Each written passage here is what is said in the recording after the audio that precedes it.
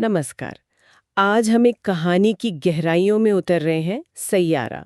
हमारे सामने जो कहानी है वो प्यार, संगीत और एक ऐसी मुश्किल चुनौती, अल्जाइमर के धागों से बुनी है जो यादों को ही धुंधला कर देती है।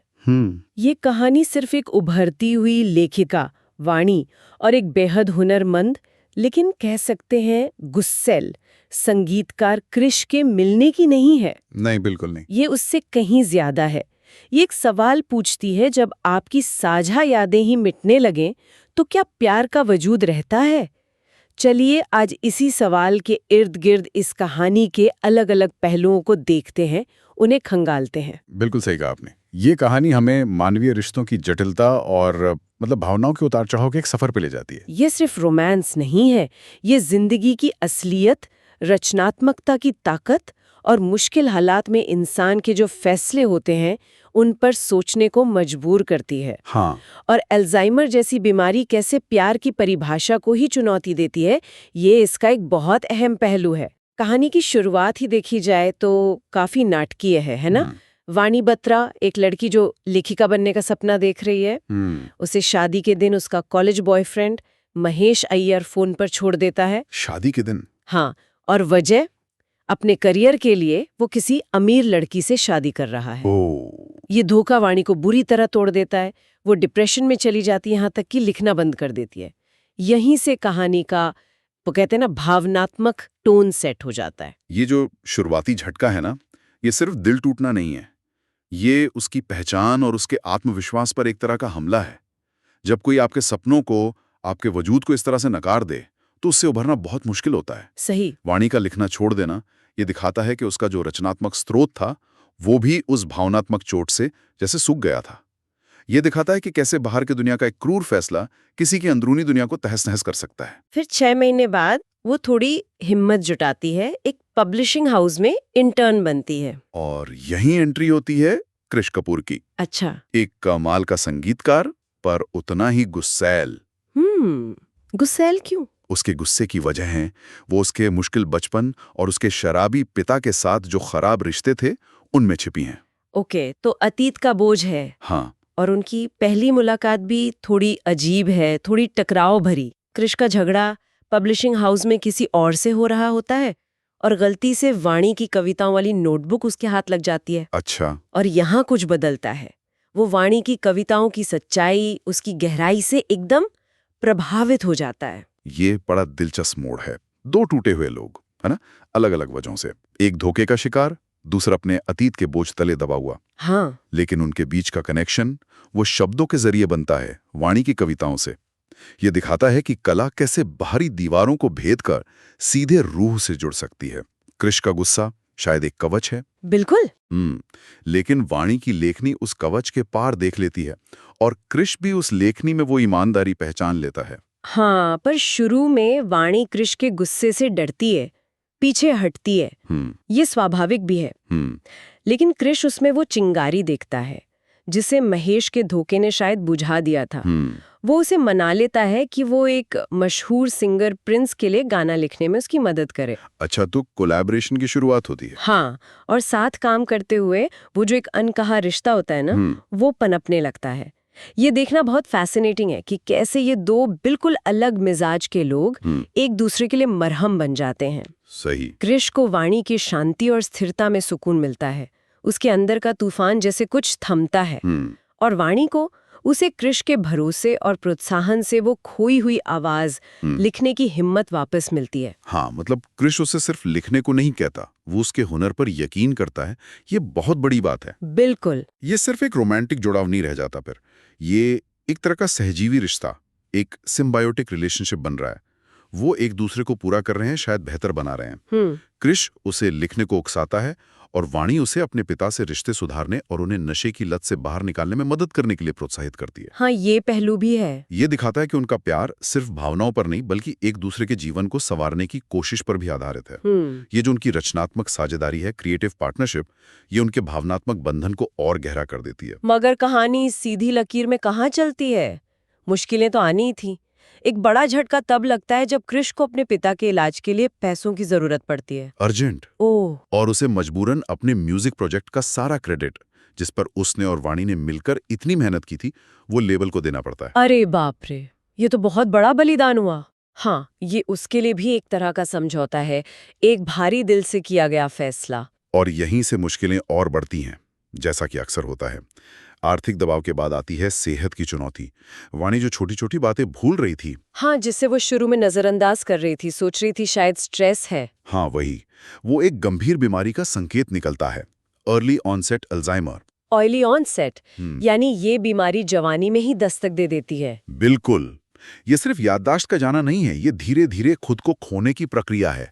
और सबसे डरावनी बात, ये लाइलाज है। और सबसे बड़ा डर, वो क्रिश को भी भूल जाएगी। ये सोचकर ही दिल बैठ जाता है ना। यकीनन। और वाणी, वो ये बात क्रिश से छुपाती है। क्यों? उसे लगता है कि वो क्रिश के करियर में रुकावट बन जाएगी। उसका करियर तो अब उड़ान भरने ही वाला है। वो शायद खुद को एक बोझ समझने लगती है। ये छुपाना भी शायद बीमारी का ही एक पहलू है। मरीज अक्सर अपने प्रियजनों पर बोझ नहीं बनना चाहता। वो उन्हें तकलीफ से बचाना चाहता है, भले ही इस कोशिश में वो खुद को और अकेला कर ले। ये प्यार और डर का एक बहुत ही जटिल मिश्रण है। हाँ। अल्जाइमर सिर्फ यादें नहीं मिटाता, ये रिश्तों के समीकरण को भी पूरी तरह बदल देता है। और बीमारी तेजी से बढ़ती है। एक कंपनी इवेंट में स्थिति बहुत बिगड़ जाती है। वहां उसका एक्स बॉयफ्रेंड महेश, वही जिसने उसे छोड़ा था। हाँ वही, वो अब उस कंपनी में हिस्सेदार बन गया है। वो भी वहां मौजूद होता है। उसे देखकर वाणी का दिमाग जैसे वक्त में पीछे चला जाता है। वो कंफ्यूज हो जाती है। उसे लगता है वो अब भी महेश के साथ है। Oh no. और सबके सामने एक बेहद दर्दनाक और शर्मनाक स्थिति बन जाती है। ये बीमारी की गंभीरता को सबके सामने ले आती है। ये घटना अल्जाइमर के क्रूर प्रभाव को दिखाती है। कैसे दिमाग अतीत और वर्तमान के बीच का फर्क मिटा देता है। इंसान की अपनी पहचान, उसके रिश्ते सब धुंधले पड़ने लगते हैं। ये सिर्फ मरीज के लिए नहीं, बल्कि देखने वालों के लिए भी हाँ। उतना ही पीड़ादायक है। अपने किसी अजीज को धीरे धीरे यादों और पहचान की दुनिया से दूर जाते देखना बहुत मुश्किल होता है। जब क्रिश को पूरी सच्चाई पता चलती है, वो टूट जाता है, जाहिर है। हाँ। लेकिन उसका अगला कदम उसके किरदार की गहराई दिखाता है। क्या करता है वो? वो अपने चमकते करियर, अपनी शोहरत, इन सब की परवाह किए बिना वाणी का साथ निभाने का फैसला करता है। वाह। वो कहता है वो उसकी देखभाल करेगा, चाहे जो हो जाए। वाह। वाणी के माता पिता शुरू में हिचकते हैं। क्रिश के गुस्सैल स्वभाव को लेकर उनकी चिंताएं जायज भी हैं। हाँ, स्वाभाविक है। लेकिन जब वो वाणी के प्रति क्रिश का अटूट समर्पण देखते हैं, उसकी निष्ठा देखते हैं, तो वो मान जाते हैं। क्रिश का ये फैसला सिर्फ त्याग नहीं है, ये प्यार की एक बहुत शक्तिशाली अभिव्यक्ति है। जब सब कुछ दांव पे लगा हो, तब आप क्या चुनते हैं, वही आपके रिश्ते की सच्चाई बताता है ना? बिल्कुल। क्रिश शोहरत के बजाय प्यार और जिम्मेदारी चुनता है। ये कहानी के उस विचार को मजबूत करता है कि सच्चा प्यार सिर्फ अच्छे वक्त का साथी नहीं होता, बल्कि तूफान में कश्ती संभालने वाला होता है। इसके बाद वो कुछ वक्त साथ बिताने के लिए अलीबाग जाते हैं। मकसद, वाणी की याददाश्त पूरी तरह खोने से पहले कुछ नई, कुछ आखिरी यादें बनाना। अच्छा। क्रिश पूरी शिद्दत से उसकी देखभाल करता है। दवाइयाँ टाइम पर देना, खाना बनाना, समुंदर किनारे टहलना। ये पल बहुत खूबसूरत दिखाए गए हैं, लेकिन उनमें एक उदासी भी छिपी है, क्योंकि पता है कि ये यादें शायद वाणी के लिए ज्यादा देर टिकेंगी नहीं। हाँ, ये बिटर स्वीट मोमेंट्स होते होंगे। बिल्कुल। लेकिन फिर एक और दिल तोड़ने वाली घटना होती है। भ्रम की एक और स्थिति में, मतलब कंफ्यूजन में, वाणी गलती से क्रिश को चोट पहुंचा देती है, फिजिकली। अरे? और फिर उसे महेश समझ बैठती है। ओह, ये तो क्रिश के लिए बहुत। हाँ, और ये वाणी के लिए असहनीय हो जाता है। उसे लगता है कि वो अब क्रिश के लिए खतरा बन गई है, एक बोझ। इसी अपराध बोध और डर के मारे वो एक सुबह बिना बताए चली जाती है। चली जाती है? कहाँ? बस चली जाती है, बिना बताए। वाणी का जाना, ये उसकी बेबसी और प्यार का एक बहुत दुखद संगम है। वो क्रिश को चोट पहुंचाने के डर से, और शायद ये सोचकर कि उसके बिना क्रिश का जीवन बेहतर होगा, ये कदम उठाती है। शायद। ये अल्जाइमर्स के साथ जीने की एक और त्रासद सच्चाई है। मरीज और देखभाल करने वाले दोनों के लिए भावनात्मक कश्मकश चलती रहती है। क्या प्यार में किसी को आजाद कर देना भी प्यार का एक रूप है? ये सवाल यहाँ जरूर उठता है। जाने से पहले वो क्रिश के लिए एक आखिरी तोहफा छोड़ जाती है। क्या? एक गाने के बोल, जिसका शीर्षक है सैयारा। मतलब मेरा प्यारा यात्री। सैयारा। शायद इन बोलों में उसने वो सब कह दिया जो वो जाहिर नहीं कर पा रही थी। ये उसकी तरफ से कृष के लिए एक तरह का विदाई गीत जैसा है। कृष तो बिखर जाता है, लेकिन हार नहीं मानता। वो वाणी को ढूंढने की कसम खाता है। महीनों बीत जाते हैं, कोई सुराग नहीं मिलता। फिर तब वो वही करता है जो वो सबसे अच्छा जानता है, संगीत का सहारा लेता है। वो वाणी के लिखे सैयारा के बोलों को संगीत देता है, उसे रिकॉर्ड करता है और रिलीज कर देता है। अच्छा, तो वो गाना दुनिया के सामने लाता है। हाँ। संगीत फिर एक बार कहानी के केंद्र में आ जाता है। पहले जिसने उन्हें मिलाया, फिर जिसने उनके रिश्ते को मजबूती दी, सही। और अब शायद वही बिछड़ों को मिलाने का जरिया बनेगा।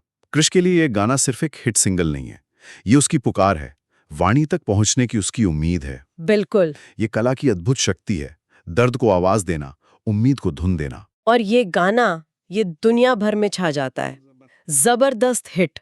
कृष रातों रात सुपरस्टार बन जाता है। उसे वो सब मिलता है जिसका उसने कभी सपना देखा था, शोहरत, कामयाबी। लेकिन उसके लिए इन सब का मतलब सिर्फ एक है, वाणी को ढूंढना। वो कॉन्सर्ट करता है देश भर में, दुनिया भर में, हर मंच पर सैयारा गाता है, इस आस में कि ये आवाज, ये धुन वाणी तक पहुंचेगी। ये तो बहुत इमोशनल सफर रहा होगा उसके लिए। हाँ, 1 साल से ज्यादा वक्त गुजर जाता है। फिर एक दिन, एक चमत्कार की तरह, कृष के दोस्त को एक वायरल फैन वीडियो मिलता है। वीडियो? कैसा वीडियो? कोई फैन कॉन्सर्ट का या कहीं का वीडियो बना रहा होता है, और बैकग्राउंड में अनजाने में मनाली के किसी कोने में वाणी की एक झलक कैद हो जाती है। सच में? हाँ। कृष को जैसे ही पता चलता है, वो अपना बड़ा लंदन कॉन्सर्ट, अपने करियर का शायद सबसे बड़ा मौका, छोड़कर फौरन मनाली के लिए निकल पड़ता है। सब कुछ छोड़कर? हाँ, एक पल की भी देरी किए बिना वो वाणी को ढूंढ लेता है, एक शांत सी जगह, शायद किसी आश्रम या देखभाल केंद्र में। और फिर मिलन कैसा होता है? लेकिन वो मिलन अधूरा है। वाणी उसे पहचानती नहीं। अल्जाइमर अपना काम कर चुका है।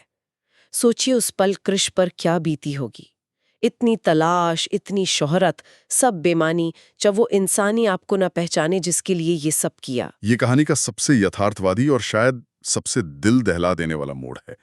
अल्जाइमर की यही तो सच्चाई है, वो सिर्फ यादें नहीं, पहचान छीन लेता है। आपके सबसे करीबी इंसान के लिए आप एक अजनबी बन जाते हैं। ये कृष के प्यार की सबसे कठिन परीक्षा है। क्या उसका प्यार इस पहचान के मिट जाने के बाद भी कायम रहेगा? लेकिन कृष यहाँ भी हार नहीं मानता। उसका प्यार शायद सिर्फ यादों पर टिका नहीं था। वो धीरे धीरे, बहुत सब्र के साथ वाणी को उनके साझा पलों की याद दिलाने की कोशिश करता है। कैसे? वो उस खास पल को दोबारा जीने की कोशिश करता है, जब वो शुरू में क्रिकेट खेलकर करीब आए थे। एक सरल सी शारीरिक गतिविधि, शायद शब्दों से ज्यादा असरदार हो। अच्छा। और फिर धीरे धीरे, जैसे कोई भूली हुई धुन याद आ जाए, वाणी की आंखों में पहचान की हल्की सी चमक लौटती है। वापस आती है याददाश्त। कुछ पल के लिए ही सही, याददाश्त के कुछ टुकड़े जुड़ते हैं। वो कृष को पहचान लेती है, उनके प्यार को याद कर लेती है। ये पल क्षणिक हो सकता है, लेकिन ये उम्मीद जगाता है। याददाश्त का ये लौटना, चाहे अधूरा ही क्यों ना हो, बहुत मायने रखता है। ये इशारा करता है कि शायद गहरे भावनात्मक कनेक्शंस याददाश्त के पूरी तरह मिट जाने के बाद भी अवचेतन में, सबकॉन्शियस में कहीं जिंदा रहते हैं। ये दिखाता है कि प्यार सिर्फ दिमागी यादों का खेल नहीं है, शायद दिल की गहराइयों में बसा एक एहसास है। और वो क्रिकेट जैसी गतिविधि का इस्तेमाल ये भी बताता है कि कभी-कभी साझा अनुभव और संवेदनाएं शब्दों से ज्यादा ताकतवर साबित होती हैं यादों को जगाने में। कहानी का अंत एक उम्मीद और अटूट वादे के साथ होता है। कृष वाणी के साथ रहने का वादा करता है, बीमारी की सच्चाई और भविष्य की अनिश्चितता को स्वीकार करते हुए। वो उसे छोड़ता नहीं है। नहीं, वो शादी करने का फैसला करते हैं। शादी इस हालत में? हाँ, ये शादी शायद दुनिया की नजर में अलग हो, लेकिन ये उनके प्यार का जश्न है। हर हाल में साथ निभाने का संकल्प है। अक्सर आखिरी सीन में कृष को किसी बड़े कॉन्सर्ट में गाते हुए दिखाया जाता है। वो दुनिया को अपनी कहानी, अपने प्यार के बारे में बताता है, सैयारा गाते हुए। ये अंत पारंपरिक हैप्पी एंडिंग नहीं है, क्योंकि अल्जाइमर का कोई इलाज नहीं है। उसकी चुनौती बनी रहेगी। लेकिन ये मानवीय भावना की जीत जरूर है। ये शादी एक सामाजिक रस्म से ज्यादा एक वादा है कि मैं तुम्हारे साथ हूं। बिल्कुल। तुम्हारी पहचान धुंधली पड़ने पर भी, तुम्हारी यादें खो जाने पर भी, ये दिखाता है कि प्यार सिर्फ यादों का मोहताज नहीं है, बल्कि वर्तमान में साथ निभाने, देखभाल करने और सम्मान देने का नाम है। ये कहानी अल्जाइमर की कठोर हकीकत के बीच प्यार और समर्पण की ताकत को स्थापित करती है। तो सयारा की ये कहानी हमें प्यार की सीमाओं, याददाश्त के खोने के गहरे असर और कला, चाहे वो संगीत हो या लेखन, उसकी ताकत के बारे में बहुत कुछ सोचने पर मजबूर करती है। वाणी और कृष का सफर दिखाता है कि सबसे अंधेरे हालात में भी उम्मीद, प्रतिबद्धता और इंसानियत की लौ कैसे जलती रह सकती है। हाँ, और ये कहानी हमें उन अनगिनत परिवारों की याद दिलाती है जो रोजाना अल्जाइमर या डिमेंशिया जैसी बीमारियों से जूझ रहे हैं। देखभाल करने वालों का धैर्य, उनका निस्वार्थ प्रेम, वो असल नायक हैं जिनकी कहानियां अक्सर अनकही रह जाती हैं। ये कहानी उन्हें भी एक मौन श्रद्धांजलि देती है। बिल्कुल सही कहा। और अब जाते जाते एक सवाल सुनने वालों के लिए छोड़ जाते हैं। जब किसी रिश्ते की नींव यानी वो साझा यादें ही दरकने लगे, तो क्या प्यार का मतलब बदल जाता है? क्या प्यार सिर्फ उन यादों का जोड़ है जो हमने साथ बनाए? बिल्कुल। या फिर प्यार उन यादों से परे है, वर्तमान के हर पल में जिया जाने वाला एक एहसास है। क्या किसी की पहचान खो जाने के बाद भी उससे उसी शिद्दत से प्यार करना मुमकिन है? सैयारा ये सवाल हमारे जहन में छोड़ जाती है, और इसका जवाब शायद हर किसी के लिए बहुत निजी और अलग होगा।